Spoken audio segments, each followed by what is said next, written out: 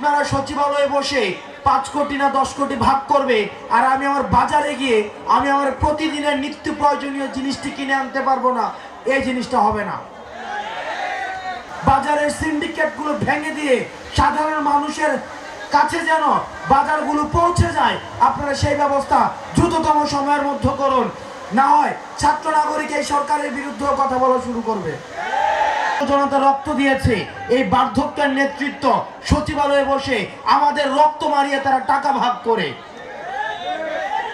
সুতরাং এই বার্ধক্য নেতৃত্বের জন্য আর ছাত্র নাগরিক আমরা রক্ত দিতে প্রস্তুত না। আমরা আমাদের জায়গা থেকে স্পষ্ট করতে চাই, আপনারা যারা সচিবালয়ে বসে নীতি নির্ধারণ করছেন আপনারা সচেতন হন। কারণ ছাত্র নাগরিক 5 তারিখ যেভাবে হাসিনাকে তার মসনদ থেকে নামিয়েছে, আপনাদের সচিবালয় ঢাকা বিশ্ববিদ্যালয় থেকে 4 মিনিট ওয়াকিং ডিস্টেন্স। আপনারা সচিবালয়ে বসে 5 কোটি না 10 কোটি ভাগ করবে, আর আমি আমার বাজারে গিয়ে আমি আমার প্রতিদিনের নিত্য প্রয়োজনীয় জিনিসটি কিনে আনতে পারবো না, এই জিনিসটা হবে না। আন্দোলন কি সারা বছর আন্দোলন করব? আমরা সারা বছর রাস্তায় থাকবো? দেখেন, আমি আজকে বাজারে গেলাম,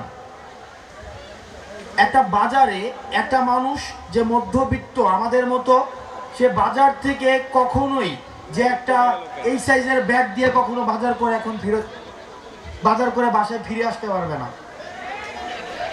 আমরা আজকে এই সরকারের 2.5 মাস হয়েছে, 2 মাস হয়েছে, 2 মাস হয়ে যাওয়ার পরেও কেন বাজারের সিন্ডিকেটগুলো এখনো পর্যন্ত সচল থাকবে?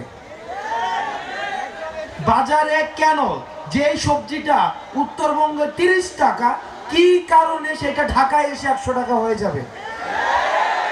সুতরাং আপনারা সরকারে যারা আছেন, আপনারা বিভিন্ন সরকারি সুবিধায় নিয়ে আছেন, আমরা যারা রাস্তায় আন্দোলন করেছি, ছাত্র জনতা রক্ত দিয়েছে, তারা সরকারি সুবিধা পাচ্ছে না, তাদের বাসার বাজার সরকারি টাকায় তাদের ফ্রিজে আসে না। সুতরাং বাজারের সিন্ডিকেটগুলো ভেঙে দিয়ে সাধারণ মানুষের কাছে যেন বাজারগুলো পৌঁছে যায়, আপনারা সেই ব্যবস্থা দ্রুততম সময়ের মধ্যে করুন।